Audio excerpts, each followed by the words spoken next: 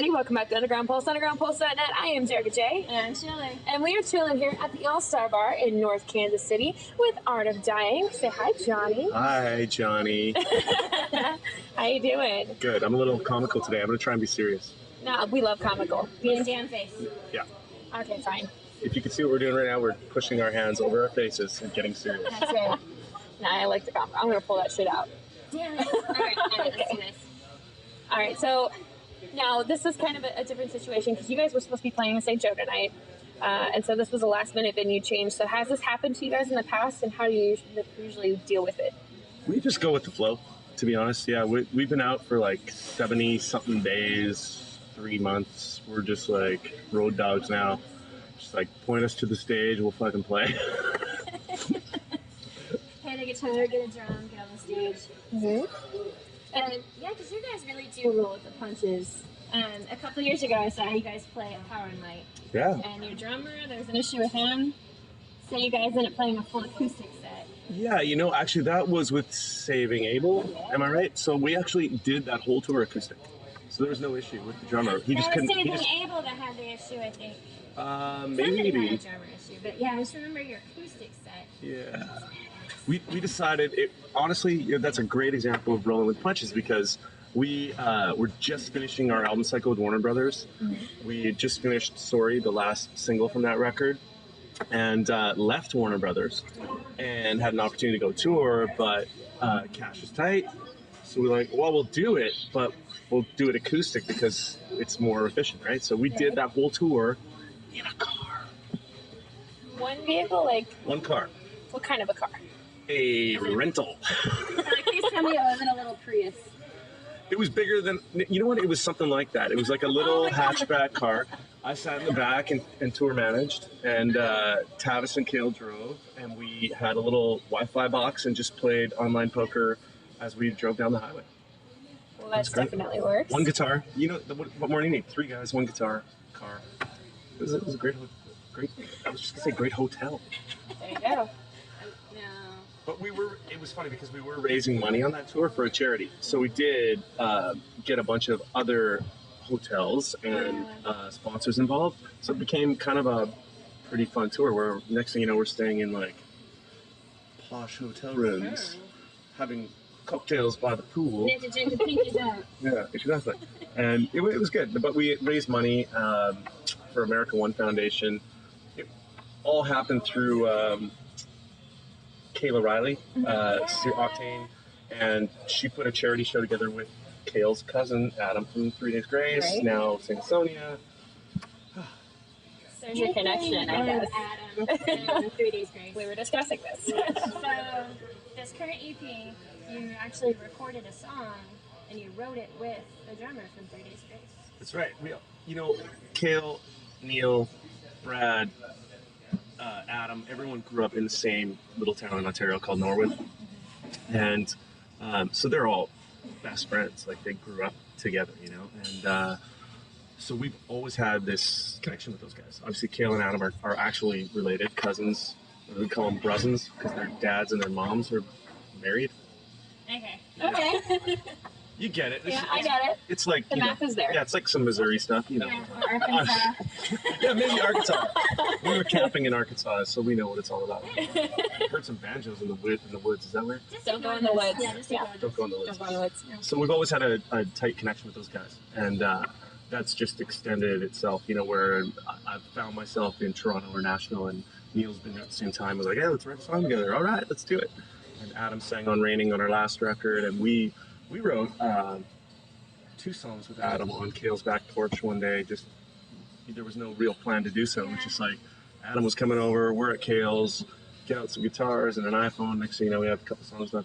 That's so cool. That's very cool.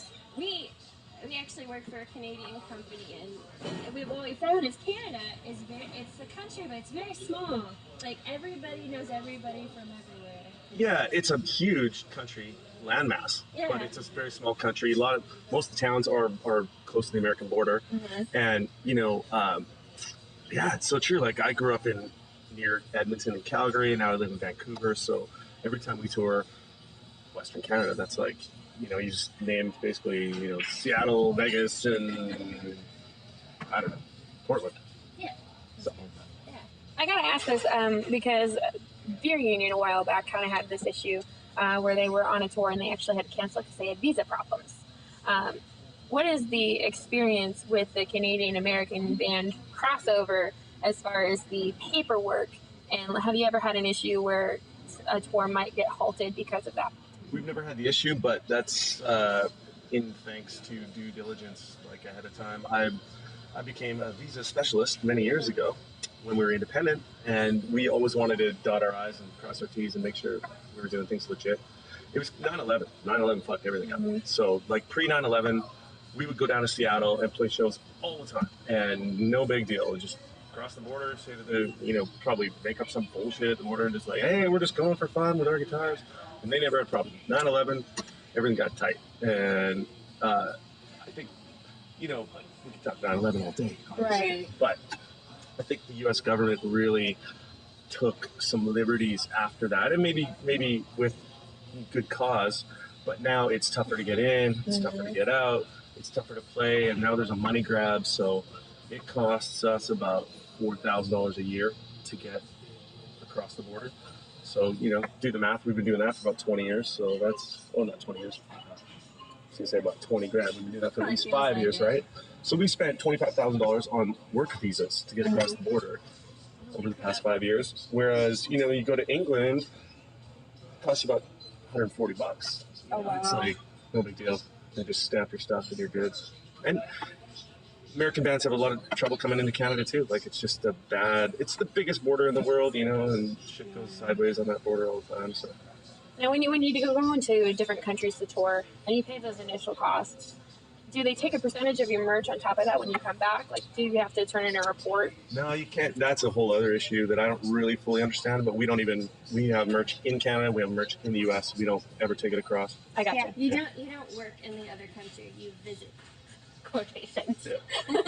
Even though we have NAFTA and free trade and all that shit, you think it would just be like, if I ever get into politics, I will lobby for artists and bands to not have to pay a dime to get across and to hopefully be able to sell their merch wherever they go, as long as it's made in a country that respects their people, and we're all good. 2016, Johnny for president. Yep. I'm going up against, what's her name? Donald Trump. Donald Trump, Hillary Clinton. Hillary! I'm coming for you! Frickin' A. So this new album it's an EP. So It is. why just an EP and not a full album? We recorded 13 songs and finished the album, and it was so long since our last record. We convinced the label to sneak out 5 songs early, so the whole album's done, just waiting to come out. It's just these 5 songs we wanted to give everyone a taste of what we're doing, and just say thank you for sticking out, on this run with us. So, and those 5 in particular are a really good sample of what the album's kind of sounding like. So it was I think a really cool choice to sneak some stuff out. It kind of sticks with the Art of Dying, fit, where you have the heaviness, you have the lights, and the in-between. Like, you guys have a good mix on, like, every album. Yeah, I think so too. I think this album is a little heavier leaning than the last. Definitely. Vices and Virtues, we struggled to find some balance on that record because we had so many fucking good ballads that we just wanted to record. And, looking back now with hindsight, it's like, man, I think we put a couple too many ballads on that record, even though they're special and they're good and they're fun, but it's kind of like I wish we saved a couple. So, out of all the Art of Dying songs, I don't know, to me this is a hard question. What do you think's the most happiest song? Happiest. Never been asked that. The happiest Art of Dying song. That might take a long time to answer. I don't know, I was asking myself that. I'm like, I don't know. I would, just off the top of my head right now, every song that kind of we finish and I work on the words and seems to have a little dark edge to it, even though it's happy. Like, I was just thinking Alone off the Independent record might be, I used to think that being alone meant being by myself. Yeah. But it's not. But until I met you, so it's kind of happy, but then it's all about being alone.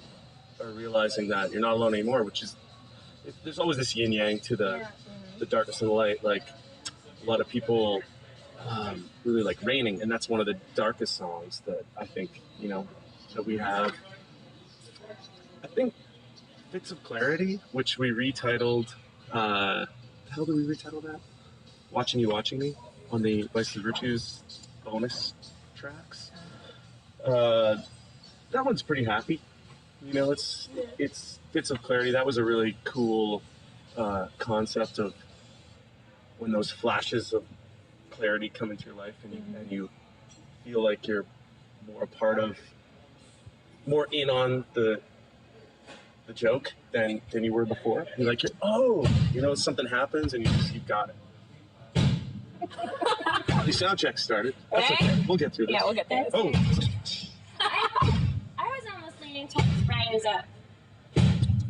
Well, Rise Up is, again, it's got that double-edged sword because it's about rising up and getting past, but it's also from a pit of darkness that you have to rise up from.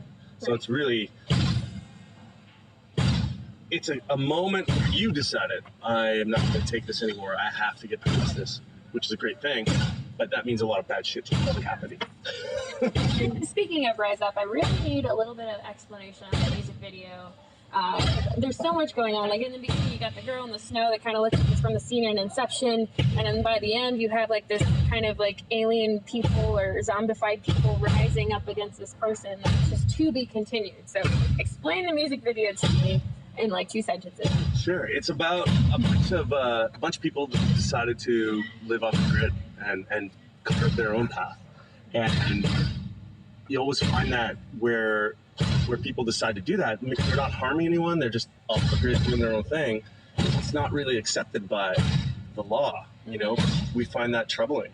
So we send in guys with, again, gas and billy clubs to go fix the situation. And that's what happened in this. Except the video, this group of people knew that they were being attacked. That's kind of where you see the maps and stuff at the beginning. They knew that their way of existence is probably going to be under attack soon. So they came up with a plan to fight back. So they trapped the last guy. So those guys at the end, it's kind of like they sucked them into their plan of, we know they're coming for us, let's come for them. So it's kind of a big ambush. And now we get to see how it plays out. That at the very end, that, let's call him a cop for lack of a better term, he's about to smash that kid with his flashlight. And the only thing that stops him are the lights that come up. Okay, where were we? Oh, music video. So, can we ask, can we get a little sneak peek of what's to come? Absolutely not. Damn it. I was really looking forward to that. What's the official date for the full album? We don't have one. Damn it. We're hitting this in here. Yeah. Okay. The label we started working with is called Better Noise, which is under the 11-7 Music Group umbrella, which is run by Alan Kovac, who I think is one of the visionaries in the music business right now. Definitely one of the last strong-minded and willed people to see a future in rock. So they are taking their time with our record because they believe in it and they don't want to see it. They don't want to see anything mishandled. So they want it to come out at the right time. So that's why I wish we had an album date too. Like, if I had to guess, I'd say August, September. But I honestly don't. That's my guess. And we've heard really good things about 11-7 here recently, really. So I'm going to ask you the same thing I've asked other people. Are they still letting you have artistic power over your music, or are they kind of like helping produce it a little bit? We've been really fortunate as a band to never have to cater artistically to anyone, ever.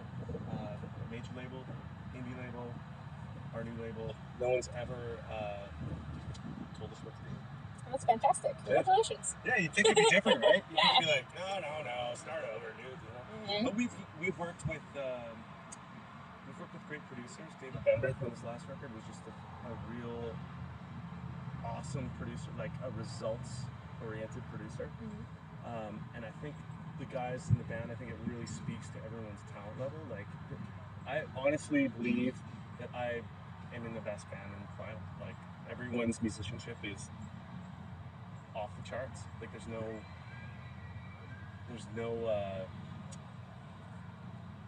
nothing I would ever want to change. So I think when we walk into a studio, I think a lot of producers are like, holy shit, what the hell just happened? Like, you know, a lot of producers are famous for having a session drummer come in and do the drummer's parts. And, you know, Jeffy has now done records with Howard Benson and David Dan Donegan, and now with David Bendeth, and all of them are just scratching their chins going, wow, your drummer is like so good. So it just speaks to everyone's talent. I think that we don't usually get asked to do anything, and we really work hard on our songs, you know, like it's not something we take lightly. We struggle with it for months, sometimes years before we even get to the studio. So. It's totally worth it though.